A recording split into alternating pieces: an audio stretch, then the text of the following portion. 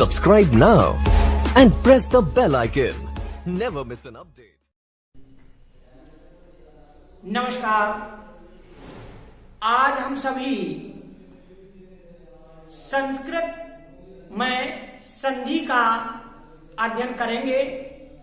संधि किसे कहते हैं? दो वर्णों के मेल को संधि कहते हैं, जो इस प्रकार है। दो वर्णों के मेल को संधि कहते हैं। यथा आ जमा आ बराबर वड़ा आ। ये दो वर्ण हैं, आ प्लस आ। संस्कृत में इनको वर्ण कहा जाता है, हिंदी में इनको अक्षर कहते हैं। ठीक है, तो दो वर्णों के मेल को क्या कहते हैं? संधि कहते हैं। संधि के प्रकार। संधि तीन प्रकार की होती है। नंबर एक, स्वर संधि।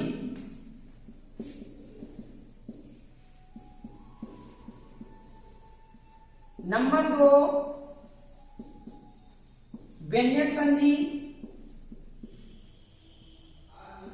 नंबर तीन, विसर्ग संधि। अब हमें इन तीनों को यह जानना है कि हम कैसे पहचानेंगे कि स्वर संधि है, व्यंजन संधि है कि विसर्ग संधि है। इसकी हम एक टिप्स बता रहे हैं आपको। तीनों संधियों की पहचान कैसे पहचान लेते हैं कि कौन सी संधि है। जैसे लिखा हुआ है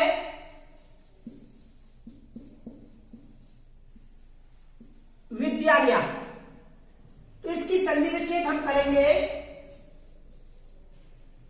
इस संधि में दो पद होते हैं, एक होता है पूर्व पद और दूसरा होता है उत्तर पद, जो इस प्रकार है विद्या जमा आलिया। तो ये आपका जो है पूर्व पद है और ये आपका उत्तर पद है। अब हमको ये देखना है कि ये प्रथम पद में हम ये देख रहे हैं कि इसमें ना कोई हलंत लगी है ना कोई विसर्ग लगी है, इसलिए इसको हम स्वर संधि नाम से जानते हैं। क्योंकि प्रथम पद में देखना है, अंतिम वर्ण में ही केवल देखना है कि ना तो इसमें विसर्ग है, इसकी पहचान हो जाएगी। जिसके प्रथम पद में ना हलंत है ना विसर्ग है, उसे स्वर संधि नाम से पहचानते हैं। तो विद्यालय कौन सी संधि हुई? स्वर संधि हुई। इसी तरह से देखेंगे हिमालय, हिम जमा आलिया। अब इसमें भी हम प्रथम पद में देखेंगे, उत्तर पद नहीं देखना है, इसमें प्रथम पद ही देखना है। इसमें भी देख रहे हैं हम, ना हलंत है ना विसर्ग है, इसलिए इसको स्वर संधि से पहचान लेने के लिए स्वर संधि है। अगली आपकी संधि आती है व्यंजन संधि। अब व्यंजन संधि कैसे पहचानेंगे, इसको देख लेते हैं। देखिए, जगत जमा ईसा,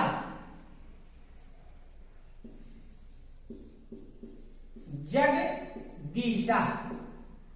अब हम ये देख रहे हैं, देखिए अभी बताया था मैंने कि प्रथम पद को ही देखना है, केवल प्रथम पद ये देखना है, उत्तर पद से कोई मतलब नहीं है।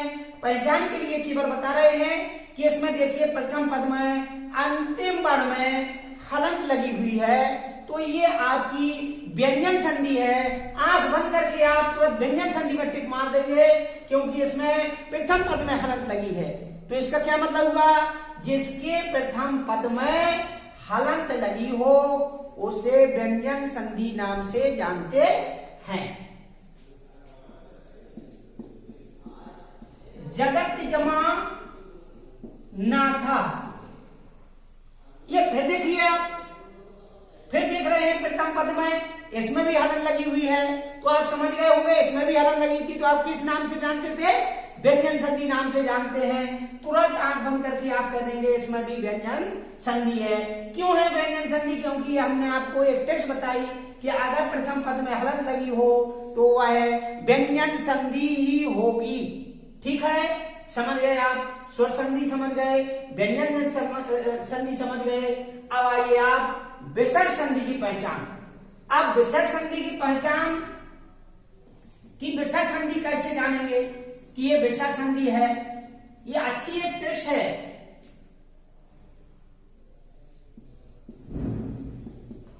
नी जमा चया, अब ये देखना है, प्रथम पद में ही देखना है।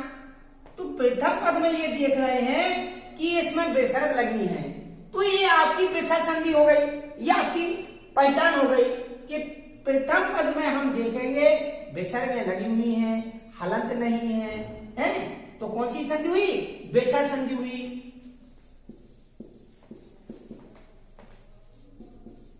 नी जमा छल बराबर होगा निश छल। ठीक है, प्रथम पद में इसमें भी देखेंगे। देखिए प्रथम पद में विसर्ग लगी है, कौन सी संधि हुई? विसर्ग संधि हुई। तो आपने ये तीनों संधियों की पहचान को समझ लिया है कि कैसे पहचान लेंगे कि ये स्वर संधि है, व्यंजन संधि है और विसर्ग संधि है। एक बार फिर से देख लेते हैं। जिसके प्रथम पद में ना हलंत लगी हो ना विसर्ग लगी हो तो ऐसी संधि को स्वर संधि नाम से पहचानते हैं। व्यंजन संधि जिसके प्रथम पद में हलंत लगी हो उसे व्यंजन संधि नाम से पहचान लेते हैं। विसर्ग संधि जिसके प्रथम पद में विसर्ग लगी हो तो विसर्ग संधि के नाम से जान लेते हैं। आइए कुछ उदाहरण के माध्यम से संधि विच्छेद कर संधि को पहचाने। परीक्षा में यदि इस प्रकार से आता है तो संधि कैसे पहचानेंगे? तो विच्छेद करके हम पहचान लेंगे। यथा सत जमा जना, ये विच्छेद हुआ, तो विच्छेद करके हमको ये देखना है प्रथम पद और द्वितीय पद। ये प्रथम पद है और ये द्वितीय पद है। तो प्रथम पद में हमको देखना है कि प्रथम पद में हलंत लगी है। तो हम अभी बताएंगे आपको कि जिसके प्रथम खंड में हलंत लगी हो तो उसे व्यंजन संधि से जान लेते हैं। तो इस प्रकार से आपने समझ लिया कि इसमें कौन सी संधि है? व्यंजन संधि है। आइए अब इसको भी संधि विच्छेद कर संधि को पहचानेंगे। जगत जमा ईसा, इसमें भी प्रथम खंड को देखेंगे तो इसमें भी प्रथम खंड में हलंत लगी है, इसलिए यह भी व्यंजन संधि है। अगला उदाहरण देखते हैं। विद्या जमा आलिया। अब इसमें प्रथम खंड में हम देख रहे हैं कि ना इसमें विसर्ग है ना हलंत है। जिसके प्रथम खंड में ना हलंत हो ना विसर्ग हो तो ऐसी सुर संधि ही होती है, तो उसे सुर संधि, ये कौन सी संधि है? सुर संधि है। अगला उदाहरण है पुस्तक जमा आलिया।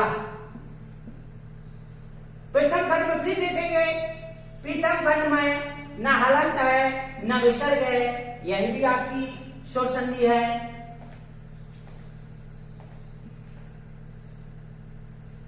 नी जमा जना, प्रथम खंड में हम देख रहे हैं कि विसर्ग है, इसलिए ये विसर्ग संधि से जानेंगे कि ये विसर्ग संधि है। अगला दु जमा जना। प्रथम खंड में देख रहे हैं कि प्रथम खंड में विसर्ग लगी हुई है, इसलिए यह विसर्ग संधि है। अभी हम उदाहरण में आपको बता देना कि जिसके प्रथम खंड में विसर्ग लगी हो उसे हम विसर्ग संधि के नाम से जान लेते हैं। अगले वीडियो में हम लोग जानेंगे स्वर संधि के भेद तथा संधि विच्छेद करना सीखेंगे। अच्छी तैयारी के लिए आप मनोज दुबे साइंस क्लासेस से जुड़ें। Okay, thank you.